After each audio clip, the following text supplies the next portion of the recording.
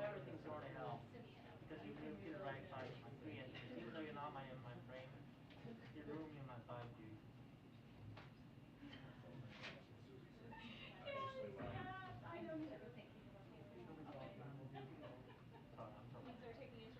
It's one of those little green things, right? It's like, so, yeah, I was getting pelted with them.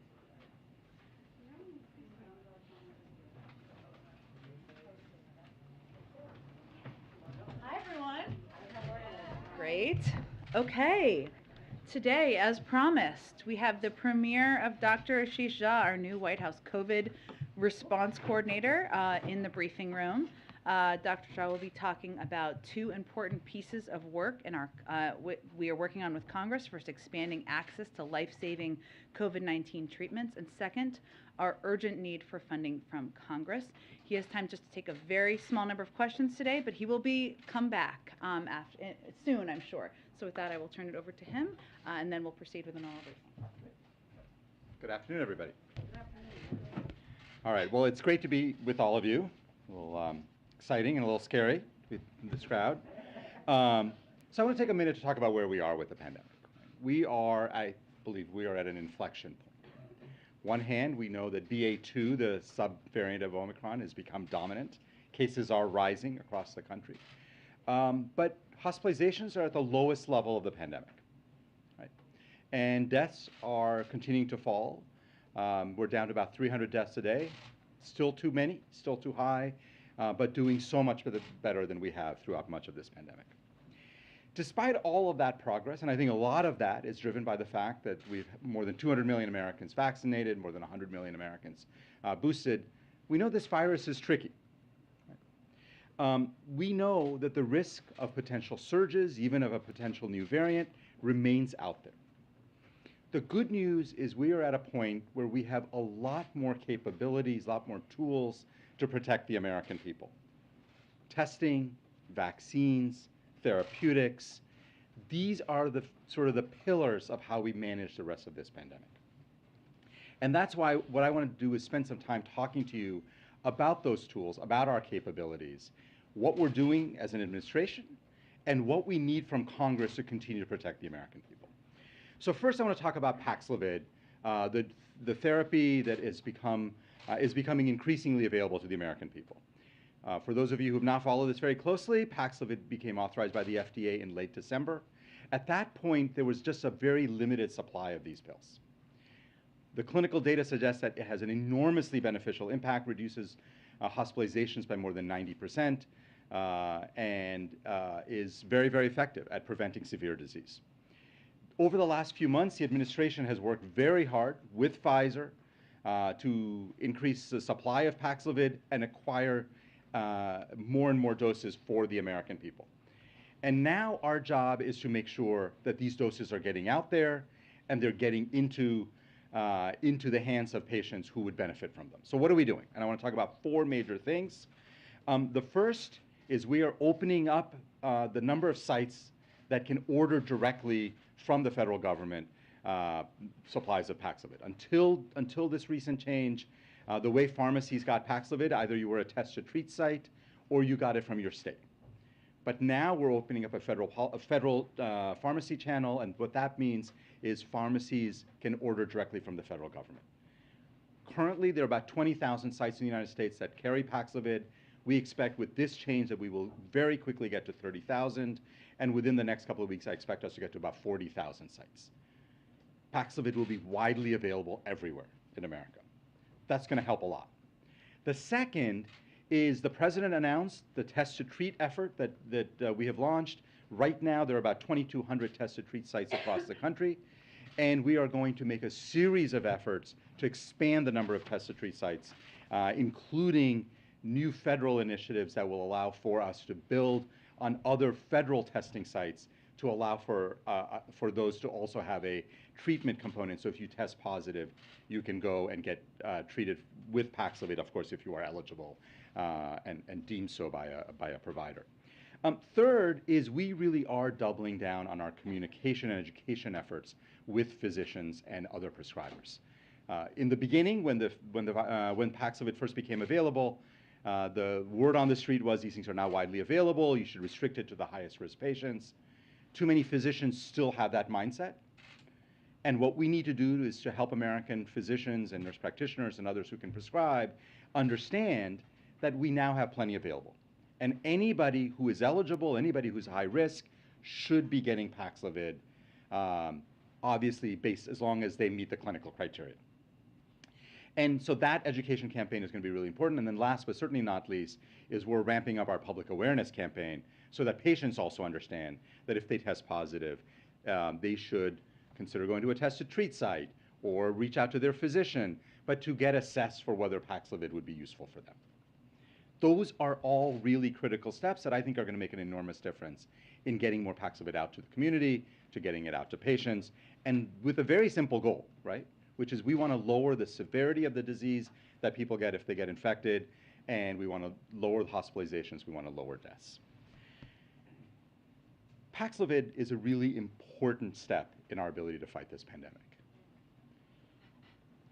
Treatments like these, vaccines that we have developed, these are the key essential tools that we're going to need to get through the rest of this pandemic. And that's the second part of the conversation I want to have with all of you. Because all of this requires funding from Congress. So far, Congress has not stepped up to provide the funds that are needed for our most urgent needs. Now, I know they were off on a 2-week recess. They are back. I'm looking forward to working with Congress, we all are, to get the funding needs of the American people met on this, on the issue of COVID and COVID treatments. Let me give you a couple of concrete examples of what will happen if we do not get the funding we need. You may have heard, if you've been tracking this, that FDA, working with Moderna and Pfizer, looking at what the next generation of vaccines may look like. And it is possible that we may get a whole new generation of vaccines in the fall or winter that may be more effective and more durable. None of those are going to be available to the American people if we don't get more funding. We are tracking new treatments that are coming online that are as effective, maybe even more effective, with fewer side effects. Those treatments will not be available to Americans because other countries are stepping up and making purchases for those treatments while we await funding from Congress. The bottom line is that none of us can predict with any certainty where exactly this pandemic is going, what the virus is going to do next. All we can do is prepare. And that's what we need Congress to do, is to help us prepare and be ready for whatever eventuality comes. Let me make one last point that I think is incredibly important. And that is that there are some people in this country who sometimes think that we can take a domestic-only approach to a global pandemic. That's not a thing. You can't do that. If we're going to fight a global pandemic, we have to have a global approach. That means we need funding to ensure that we're getting shots in arms around the world. The president and his leadership has enabled us to now have plenty of vaccines for the world. But vaccines don't save lives, right? Vaccinations do. We have got to finish the job. We've got to get the resources we need to get shots in arms so we can actually vaccinate the world and help bring this pandemic to a close. So those are the essential things that are in front of us. This will require a partnership between the administration and Congress. I am confident that Congress will deliver for the American people, and I look forward to working with them on that. Thank you. Every time a high-profile person like the Vice President catches COVID for attention on the infection, for Americans following that news, what lessons should they draw from that experience that somebody as protected as her has caught COVID? Yeah. Good question. So I think if you take a step back and look at the Vice President, she is boosted, actually twice boosted, right? We have a very, very contagious variant out there. It is going to be hard to ensure that no one gets COVID in America. That's not even a policy goal. The goal of our policies should be, obviously, minimize infections whenever possible, but to make sure people don't get seriously ill. The best ways of doing that are making sure people are vaccinated and boosted, as the Vice President is, and making sure we have plenty of therapeutics. So, so that is available as well. And that, to me, is the key lesson here. And is she receiving any therapeutics, since we're on the topic of therapeutics? That's a conversation that she's having with her physician. I'm not her physician. I'm not privy to those conversations, so I don't know the answer to that. Thank you, Dr. Shah. Welcome to the briefing room, by the way. To your point that so many Americans can and will get this report that just came out today that 60% of Americans it appears, have had COVID. The president is getting ready to ramp up his travel schedule. The vice president just caught it. She's twice boosted. Should Americans be prepared for a time when President Biden gets this? Is it just a matter of time that the president could get COVID? I wouldn't say it's just a matter of time, but of course it is possible that the president, like any other American, could get COVID. The bottom line is he is vaccinated and boosted. He is very well protected. He's got very good protocols around him to protect him from getting infected. But there is no 100% anything. And I think the key focus has got to be, we've got to continue protecting the president. That's what the protocols around him are designed to do. Yeah, let me leave it at that. Yeah, part of the congressional funding is to potentially deal with the uninsured fund that has run out of money. What does the uninsured fund not having any money in it mean for Paxlovid? Or if someone who's uninsured gets COVID right now, what does that mean for them? Yeah, so first of all, Paxlovid itself will be free, right? Because they have to see a doctor? But they have to see someone who can actually prescribe it for them. And this is one of the absolutely critical things in a pandemic, is that people need to be able to access healthcare. Turns out it's also critical not in a pandemic, right?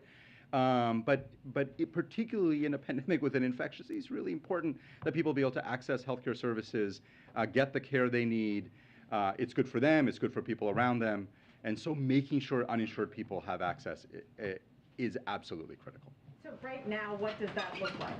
If someone gets COVID and they're uninsured, are they able to get treatment? Are they able to get tests? Or does CVS just eat the cost? How does that work? So I think right now, because we don't have the funding, there's a little bit of patchwork of what is happening. There are obviously places that serve uninsured people, community health centers, others people can get care. There are still, people are still going to CVS and other places that still are offering those services, but that's not a sustainable solution, right? So right now we're in this kind of middle ground where people are still getting care, but over time, if Congress continues to not fund these urgent priorities, it's going to get harder and harder for people to access care.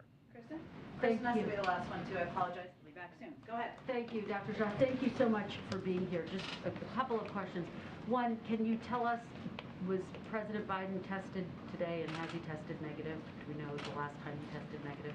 I don't know. I'm not involved in the president's testing protocol, so I just don't know the answer to the question. He was tested yesterday and tested negative. Okay, thank you. On Paxlovid, I just want to be crystal clear, because you're trying to expand access to it, but you still say if people meet the medical requirements. Yeah. Does that mean that Paxlovid should only be taken by people of a certain age and who are immunocompromised, or that it should be taken by anyone who has symptoms? No, so neither. FDA has laid out a very clear set of criteria for who should get Paxlovid. Very basically, it's anybody who's at high risk of developing complications. And the FDA points to a CDC assessment. It's a long list. I can not read it all to you, but of course, age is important, presence of chronic diseases. But the bottom line is that, and what I am recommending to family and friends is, if you get COVID, you should see a provider and make that assessment with your provider. A lot more people are eligible and would benefit than I think people think. And just very quickly, can you help us to understand this moment that we are in? Because on the one hand, cases are going up, particularly on the East Coast. As you have said, hospitalization and deaths are going down. But is the country in the midst of a surge? What I would say is, you know, we are going to see cases go up and go down during this pandemic as we head into the weeks, months, and years ahead. The key things that we need to be following are our healthcare systems getting stressed? Are people ending up in the hospital with severe illness? Obviously, are people dying at high rates? Those are, in my mind, the most important metrics. And right now, while infection numbers are rising, and of course we all want to see infection numbers coming down, the good news is, because of the extraordinary work of this administration, we've got Americans much better protected. And that means that we're not seeing a huge bump in hospitalizations. The deaths are still declining. Obviously, we want to continue tracking those metrics. Thank you, Dr. Shah. You're invited anytime. All right. Thank you, everybody. Thank you. Okay, a couple items at the top. Today, we announced this morning that during Second Chance Month, President Biden made a number of announcements focused on second chances and reentry, which, as leaders on both sides of the aisle recognize, will help prevent and reduce crime and strengthen our communities. The president announced 75 sentence commutations and 3 full pardons. All of these individuals were convicted of non-violent drug offenses, and many have been successfully serving their time on home confinement.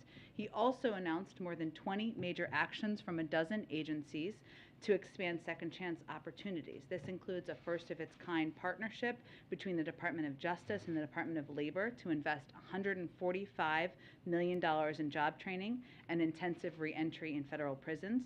It also includes steps that will make more incarcerated students eligible for Pell Grants, make it easier for those who were incarcerated to enroll in Medicare, and help formerly incarcerated veterans get their benefits restored. As we speak, Susan Rice, Dana Remus, and Cedric Richmond are holding a virtual roundtable with 6 formerly incarcerated individuals to discuss the president's first clemency announcement, the new reentry policies and programs we announced today. Today's announcement marks important progress, and we will continue to review, the president will continue to review clemency petitions and deliver reforms that advance equal justice and public safety. Also wanted to note that today, Secretary Austin, you may have seen, hosted a meeting of the Ukraine Defense Consultative Group with ministers of defense and chiefs of defense from more than 40 countries at Ramstein Air Base in Germany. The goal is to bring together countries from around the world for a series of meetings on the latest Ukraine defense needs to help Ukraine win the fight against Russia's unjust invasion and to help Ukraine's defenses for tomorrow's challenges. As Secretary Austin said, it was an important and constructive day. Agenda topics included near-term priorities and longer-term planning, the latest battlefield assessments of the renewed Russian offensive, establishing a framework for prioritizing requirements and logistics for resupply, and energizing the defense industrial base to continue the steady flow of security assistance. More than 30 countries have now stepped up to meet Ukraine's urgent needs and have committed more than $5 billion of equipment, including $3.7 billion from the United States, to support Ukraine's defenses. We also wanted to welcome an important announcement by our German allies today to send Ukraine some 50 Cheetah anti-aircraft systems. We would also highlight the British government's announcement yesterday that it will provide Ukraine with additional anti-aircraft capabilities, and Canada's announcement that it will send Ukraine armored vehicles. I believe that's it. Why don't we jump around to people who didn't get questions initially? Go ahead. Thanks, Jen. Quick question on Dr. Zhou talking about cases going up and the VP testing positive. Can you talk a little bit about whether the administration and society as a whole perhaps has moved away a bit too quickly from mitigation efforts such as masking? I mean, and is the administration perhaps thinking about strengthening any of those measures, especially the ones that were loosened?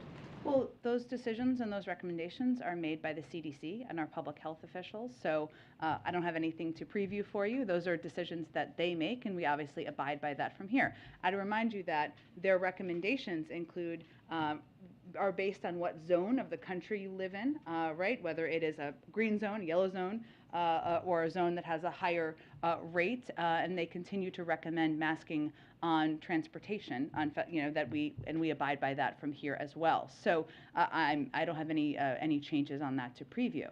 But as Dr. Jha noted, our focus, and as we noted when we rolled out our 100-page plan, continues to be on tracking and reducing hospitalizations and deaths, and we're certainly aware that with a very transmissible variant, that we expected there could be a case increase, as we've seen over the last few weeks with BA2. So even in the regions that are witnessing a surge, I mean, there are no discussions that perhaps you can talk about what these latest sort of surge in cases could potentially. Well, but masking requirements change depending on what the numbers look like in your community. Right, okay. And a quick one on the EU. Reuters is reporting that the EU plans to declare that it is entering a new sort of post-emergency phase for COVID. Given sort of the uptick in cases in the US, I'm wondering if you can talk a little bit about that timing. I mean, is that unusual, or do you think it is the right time for countries around the world to be headed towards that goal, and if the US is perhaps considering announcing something similar going forward? You mean an end of the emergency? I don't have anything to preview. Again, those recommendations are made by our public health and medical experts, so we rely on them for their guidance on that. And can I ask one on Ukraine? Sure. So just earlier today, the announcement from Germany on a new package for heavier weapons. That obviously comes, as Russia has said that such assistance would lead to a nuclear war. And it sort of seemed like the U.S. was brushing off Russia's recent nuclear threat. And I'm wondering if the administration, to what extent is it really taking this latest threat seriously? Well, I think you heard some of our national security officials make clear there's no winning a nuclear war, and obviously our objective continues to be to call on reducing the rhetoric and taking the rhetoric on that front down, and I think there have been some officials who have abided by that. But I would note that the announcement by Germany is in line with announcements we've seen by a number of European countries in providing assistance they have never before provided, which is part of the significance here. So this is an unprecedented change to provide lethal aid to another country, and that's the significance here from Germany. But I'd also note that Norway provided Mistral anti-air missiles, that a number of countries have provided types of assistance that they have never done in the past, and that really speaks to the unity of NATO, of European countries, in confronting what we see as, of course, a horrific war in Ukraine launched by the Russians. Go ahead. Is it possible that there might be any updates to protocols, COVID protocols, within the White House in light of Vice President Harris testing positive for COVID? I would not expect that, no. So there have been no discussions, and you don't expect that? Oh, I think it's important to remember that we have stringent protocols here that go over and above CDC recommendations, even as it relates to how long you stay at home if you test positive. So individuals who test positive for here, and I can speak to this 2 times over, there you go. You don't return to work until you have received a negative test. If that is before 10 days, you are still going to be masking. That is beyond what CDC protocols are. There's a regular testing cadence. Obviously, the Vice President was tested this morning because of that regular testing cadence. And for the rest of us, anyone who's going to be around the President, to travel with him, to see him in the Oval Office, is tested that day. And even if you're not going to see him, you're on a regular testing cadence around here. We also take the step to socially distance in meetings as frequently as we can. And also, a number of us have chosen to wear masks in meetings as well, just as an additional step in protocol. So those have been in place prior to today, and we will continue to abide by those moving forward. And just on a different topic, Senator Manchin told reporters this morning that there is not a Build Back Better revival. He said that social spending programs he believes should go through regular order, not through the reconciliation process. I wondered if you could explain, just from the White House's perspective, how you all are thinking about reconciliation versus regular order in terms of wanting to get done some of the president's top legislative priorities. Well, you've heard the president say many times that he believes that a lot of the objectives he has should be achievable through bipartisan work together. it's not Democrats to, Democrats shouldn't be able to own efforts to reduce prescription drug costs or the ability to negotiate the price of prescription drugs, nor should we be the ones completely owning on our own efforts to lower the cost of childcare, healthcare. Those aren't democratic ideals. Those are proposals that are broadly supported by many Americans across the country. So we know that Senator Manchin has, of course, talked about his efforts to pursue a bipartisan package or bipartisan plan as it relates to energy costs, and we're not going to prejudge that effort, but we're going to continue to engage with a broad range of Democrats, including, of course, Senator Manchin, about how to get the president's agenda done. Is there anything you can tell us about the president's schedule today? There wasn't anything publicly announced. Is he in touch with members of Congress, particularly since they're coming back this week? I expect he will have a range of conversations and engagements with members of Congress. He also has a range of internal meetings, policy meetings, planning meetings. There's nothing more I can preview on that from here, but if there's more I can tell you after the briefing, I'm happy to do that. Go ahead, Rija. Ms. Jen, I'll start with something else Senator Manchin said, since Sure. we were just talking about him. He said today we need an immigration policy, and Title 42 should not be done away with until we get an immigration policy, or until the CDC basically says we no longer have a health crisis. What does it say about the communication with members of the president's own party that Senator Manchin believes that Title 42 is an immigration tool? Well, I can't speak to that necessarily. I can tell you that what it is and isn't. It is not an immigration tool. It is a health authority, and one the CDC, our health experts, of course, do have authority to make a decision about. And they've made the decision that the conditions no longer exist to keep Title 42 in place. We do agree with him. Absolutely, there should be an immigration policy, and there should be immigration reforms, and they are long overdue, and we'd love to work with him and any other members on moving that forward. Does it concern you that he's saying that Title 42 should not be done away with until there is an immigration policy? Well, that's just not how it works. Obviously, Title 42 is the authority was given to the CDC by Congress. They made a decision. If Congress wants to make any decisions about the next steps for Title 42, they can work together on that, but that is an authority or a decision that would have to lay in the body that he works in. Right. And then go ahead. a follow-up on what Dr. Jha said about Sure. test to treat sites. Yeah. What is the administration doing to expand those sites, including converting some testing sites to have a treatment component? What are the challenges to that, and do you have any time frame for when you expect to ramp up those facilities? Yeah, it's a really good question. We shall probably have to talk to Dr. Jha and others from the healthcare team about it, and next time he'll take more questions, I promise.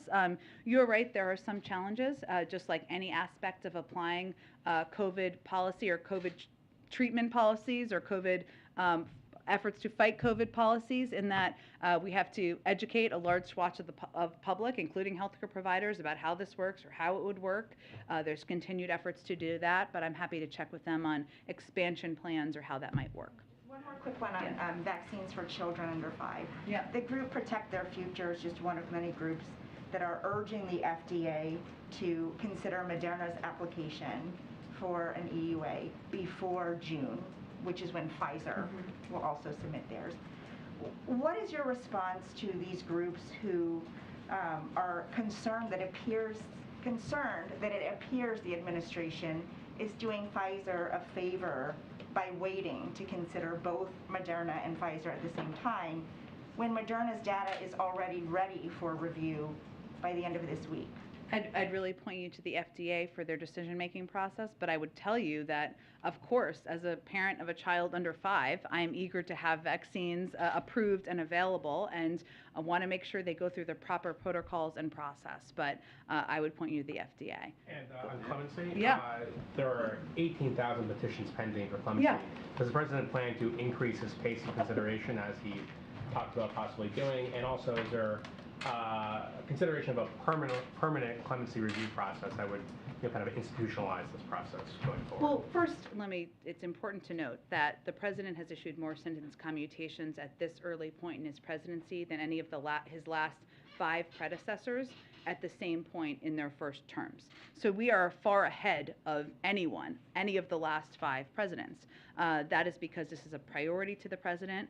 And as I noted at the top of this briefing, he feels this is, second chances are important, and he believes this is absolutely a right step in our justice system. He's going to continue to review clemency petitions, and that is going to be an ongoing process that is, of course, run through our counsel's office. So it doesn't stop here. It will be ongoing, and there will be more in the future. Thank you, Jen. On Title 42, we've heard you guys say that this is a public health order, it's not an immigration order, it's the CDC's decision. But yesterday, members of the Congressional Hispanic Caucus who met with the president relayed some of what he expressed in that meeting. And one of them said that the president told the group that he was looking forward to lifting Title 42, describing it as an excuse to keep people out of the country and anti-immigrant. Is the president really wanting Title 42 to go away because it was a Trump-era policy? Well, the president has never felt that Title 42 was an effective immigration policy, and he talked about that during the campaign. But the authority has always rested in the CDC to make that determination. And he left the CDC to make that determination, unlike his predecessor about a range of decisions. So the president has never made a secret of the fact that he thinks immigration reform is necessary, and that Title 42 was never a replacement for comprehensive immigration reform. That would put in place smarter security, that would ensure there was an asylum processing system that worked, and that is something he would be eager to work with anyone on to get done. So if this conditions warranted it, would the White House want to see the CDC reimpose Title 42 in the instance that the cases are up and the metrics that they use to measure that warrant that decision? Well, the CDC, again, has the authority to make a determination about what the health conditions warrant. So we will leave it to them to make any decisions or recommendations. And then with the vice president being out, obviously she's broken a lot of ties for votes, and then we have Senators, I believe, Wyden and Murphy also out. Is there any concern about ability to get confirmations through this week with her absence? Well, I would say there are also some Democrats who have announced that they have also tested positive for COVID. You may be referring to the Federal Reserve nominees or others. That is something that members and leaders will work through in Congress. We are confident we have the votes to get them confirmed. We're eager to have them in place. But of course, we need all members there to do that. And I have one follow-up on Dr. Jha, something that he said earlier. Sure. We've talked about the administration surging resources to the border, Yep. Including resources to vaccinate migrants.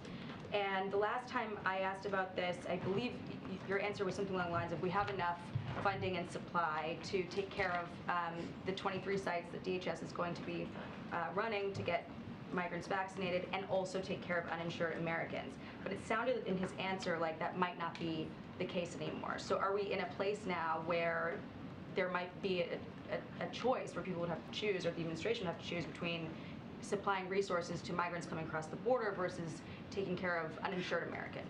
I'm happy to check on those resources, Jackie. I would say that our broad concern about COVID funding is based on a couple of issues that he talked about. One of them is making sure that we are ahead of the world on being able to order ahead, primarily, a lot of different treatments that will help ensure that we have the best vaccines, the best boosters, enough supply once individuals under 50 are eligible, and certainly we want to keep all of our programs running across the country. And I just have one more on the Hunter Biden reporting that we've seen come out.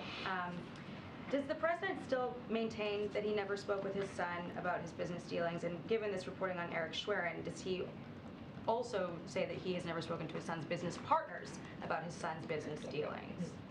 He maintains his same statements that he's made in the past. I would say, I know you're referring to Waves records that were released more than 10 years ago. I really don't have more detail or information on them. I'd note that there was a gap when Waves records were not released, but I don't have more information about visits from more than 10 years ago. Go ahead. Oh, well, let me go around to people who haven't got, go ahead. Oh, thanks. Two questions on the war on Ukraine. Yeah. First of all, on food aid. Yeah. Does the administration have any idea of how much money you'll need yet for global food aid, given the shortfalls due to the war on Ukraine? Sure. So let me first say that we are not expecting a food shortage here at home, but we are acting to bolster food security around the globe, both unilaterally and in conjunction with allies and partners. One of the steps we're taking is we're really conducting extensive diplomacy to encourage all countries to refrain from export restrictions and excessive stockpiling, obviously buying up or not exporting goods or products they would normally do, because it can exacerbate supply chain challenges and price inflation. And we want to consider how to expand production of key areas where we could see that happening: oil, seeds, and associated commodities. We're also working through multilateral channels, including the G7, to provide a range of funding to the Global Agriculture and Food Security Program. A $1.7 billion multilateral financing mechanism is part of what we've done there that has helped the world's poorest countries increase investments in agriculture and food security, as we're anticipating global shortages in some regions of the world. And through Feed the Future and new nutrition commitments, we're also committing over $11 billion over the next 5 years to address food security threats and nutrition across the globe, in addition to the over $4 billion in humanitarian assistance funding. So we've taken a number of steps: funding mechanisms, multilateral financing mechanisms, also contributing and trying to use through diplomatic channels, efforts to prevent stockpiling and decreasing of exports, because we anticipate it could be an issue, and we're already seeing that in some parts of the world. Okay, so no idea what the global overall total would be for how much food aid? I don't think we have a prediction of that at this point. So what we're trying to do is we're trying to get ahead of what we anticipate being a shortage or an impact in some parts of the world, and working through multilateral mechanisms to help address that, even as we don't foresee it being a food shortage issue here. Then on natural gas, Russia says it's going to cut off Poland starting tomorrow, which is a pretty big escalation by Russia. Is the administration concerned that Gazprom might cut off other European nations from the natural gas supplies, and is the U.S. going to do anything to help Poland make up for shortages there? Let me check and see if there's anything specific to Poland. What I can tell you, and we've talked about a little bit in here before, is that for the last several months, and even prior to the invasion, we have been working to increase natural gas supply and options to European countries that have been reliant on Russia for natural gas supply, in anticipation of the possibility of this happening or a decrease in what they're providing. So some of that has been asking some countries in Asia who have excess supply to provide that to Europe. We've done that in some cases, and it's been an ongoing effort, but I can see if there's anything specific for Poland given this recent announcement. Go ahead, Matt. Thank you. Two questions on the pardons. There were pardons and commutations. There were 3 pardons. 2 of them were for nonviolent drug offenses. Can you talk at all about sort of what it was about those 2 cases that stuck out to the president, given that there are a lot of people who applied for pardons that have similar circumstances and didn't receive a pardon today? Is there anything about those 2 that are emblematic of anything that is on his? Sure. Well, I think many of you reported on these cases and the compelling nature of their personal stories, but I would note that his focus at this point in time was on individuals who had less than 4 years to serve. A number of them, a good percentage of them, and I can find the exact number in here, are also already under home confinement currently. And this is, again, just the first step, and he will continue to review clemency requests and petitions over the course of his presidency, and certainly in the coming months. In addition, there's a large backlog of people who have applied for pardons and commutations. And given that, was there any denials in this first wave? Is he denying anybody a pardon or commutation? It's a good question. I'm happy to check with our counsel's office and see, or if it was just this was the first round that was granted through the process. Go ahead, Cheryl. 2 questions, Jen. First, following up on Dr. Shah, he said that he talked about global funding for the coronavirus pandemic. Yeah. Republicans have said that they want that money offset. So does the administration intend to propose ways to offset that $5 billion, or do you think that's a lost cause? And second, the president has a number of crowded events coming up on his calendar, a couple of funerals, the White House Correspondents' Dinner, and in light of the Vice President's diagnosis, can you talk about the calculations that the President is making in thinking about whether to attend these kinds of events, Sure. and also whether he has any special obligation as President to keep himself safe? Sure.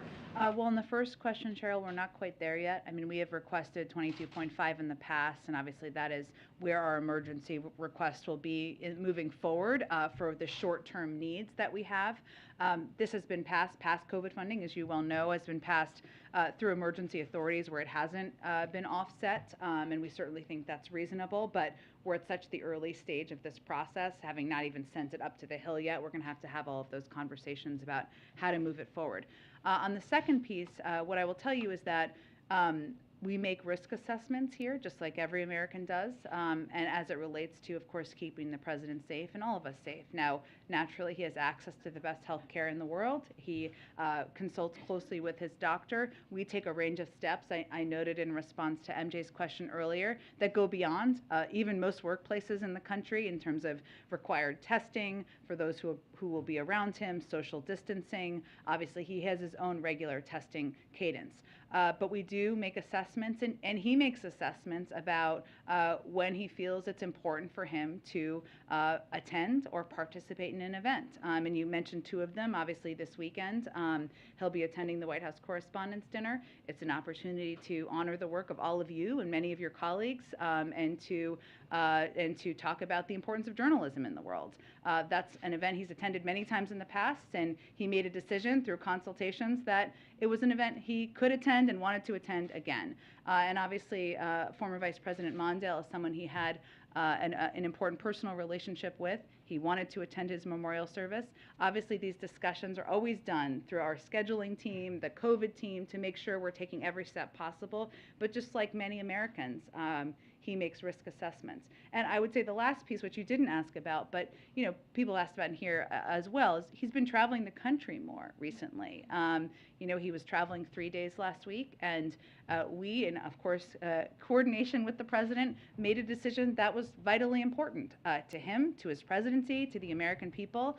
And certainly that's one of the reasons we want to be very clear that it is possible he could test positive for COVID, that just like any American, even though he's double boosted, that is possible. And we will, of course, be very transparent about that if that were to take place. Do you have time for a few more questions? We're told you have a... Yes, I do. Go ahead. Yeah, and then I'll try to go to the back. Go ahead. Okay, thanks, Jen. Multiple outlets, CBS and Washington Post, have reported today that in yesterday's meeting with the Congressional Hispanic Caucus, that President Biden signaled that he was prepared to use executive authority to cancel student debt in the coming months. Can you confirm that this was something relayed to them by the president, and why? What exactly is the president considered doing when it comes to student aid debt?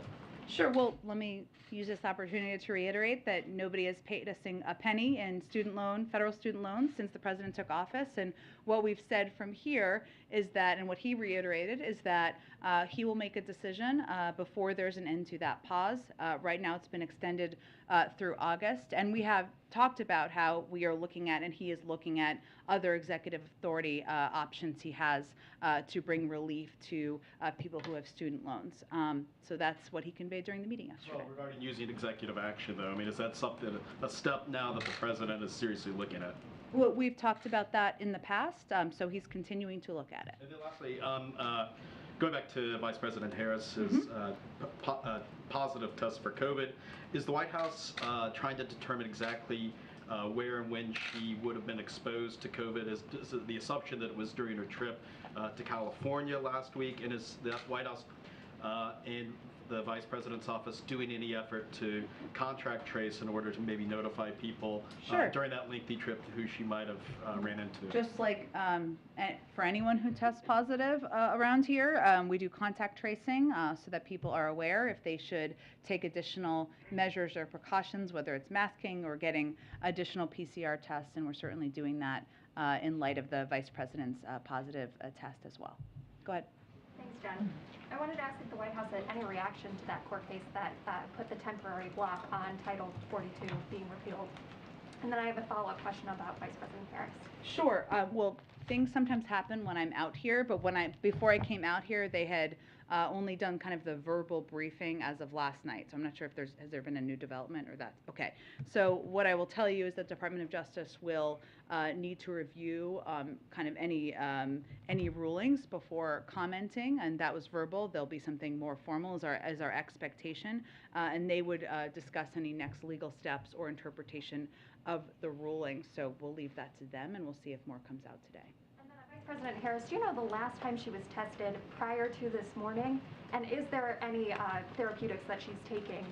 So she's on a regular testing protocol, just like the president. I can certainly check and see that information. And then, as Dr. Jha referenced, she would consult with her doctor on any treatments. Go ahead, Nadia. Thank you. On foreign policy, a national security advisor, Jake Sullivan, is supposed to meet with his Israeli counterpart tomorrow. The Israelis have made it publicly known that there's disagreement with the White House vis-a-vis Iran and going back to the negotiation. Can you update us, first of all, why he's coming here, what's on the agenda? And I have another question. Sure. Well, they consult regularly. I would say, as you know, the president had a fruitful conversation with Israeli Prime Minister Bennett just a couple of days ago. And so this is a follow-up to that conversation, and they'll discuss a range of regional and global security issues. And part of that, the president, when he spoke with Prime Minister Bennett, they also talked about a range of global and regional issues, and Prime Minister Bennett extended an invitation for him to visit Israel, which he accepted and will do. We don't have a date yet to announce. They also talked about the Iran nuclear deal negotiations, which we keep the Israelis briefed regularly on. So certainly that could be a part of this conversation as well. Also, Secretary Blinken this morning testified at the Senate Foreign Relations Committee. He said that breakout time for Iran is weeks away. He blamed the previous administration from withdrawing from the deal. Does this worry the White House that we're talking about 2 weeks that Iran could actually develop a nuclear weapon? Yes, it definitely worries us. I would say that if we go back, under the Iran nuclear deal, Iran's nuclear program was tightly constrained and monitored by international inspectors. And since the Trump administration seized U.S. participation in the deal, Iran has rapidly accelerated its nuclear program and reduced cooperation with international inspectors in non-performance of Iran nuclear deal commitments. So as you noted, what Secretary Blinken said during his testimony this morning was that their breakout period is down from about a year, which is what we knew it was during the deal, to just a few weeks or less. And certainly that is a direct impact of pulling out of the nuclear deal, making us less safe, giving us less visibility, and it's one of the reasons we pursued a diplomatic path again when the president took office. Okay, April, last one. Okay, April, last one. Go ahead. Hi, Jen, 2 questions. Sure. Really fast. Going to the back. When it comes... Tomorrow's a new day. Go ahead, April. All right. Hello, this is April. I'm sorry. Jen, the 2 questions. On Haiti, what are the conversations? Can you shed light on the conversations about the Haitian immigration issue as Title 42 is set to end next month? And also, as the Vice President has tested positive for COVID, and it is in the realm of possibility as the President is traveling, if he gets COVID in this moment, what is the line of succession if both of them are very ill with COVID at this point? Well, technically, the Speaker of the House is the third in line, so I just there wanna you go. make sure. No, I'm just confirming that for you. It is true, as we've noted many times, it is possible the President could test positive. We will be very transparent with you. If that were to happen, he has access to the best health care in the world, and we believe, because of all of the precautions and steps we have taken, that he would be able to continue his duties as the Vice President is as well as Vice President. So I don't have any prediction of that at this point in time. In terms of your first question on Haiti, tell me a little bit more about what you mean. The way I understand that there has been a conversation, or various conversations, to include at the UN here, about how do you handle the Haitian migrant issue when Haitians are being sent back and then you're bringing other refugees in. And I'm hearing that there are conversations around the administration about how to handle once Title 42 ends. I would have to dig into this a little bit deeper. And as you know, there's TPS, right, that has been granted for a period of time. So that is something that Haitians who have been here at from a certain point in time have access to. Beyond that, our focus, though, is of course on continuing to be the largest provider of aid and assistance to Haiti, ensuring we can take steps there to lead in the world, encouraging other countries in the world to take steps as well. Beyond that, maybe we can talk after the briefing and I can find out a little bit more about Jamin. I will go to the back tomorrow first thing. Thank you so much, everyone. Jen, Americans continue to suffer under high gas prices, especially low-income Americans, Jen.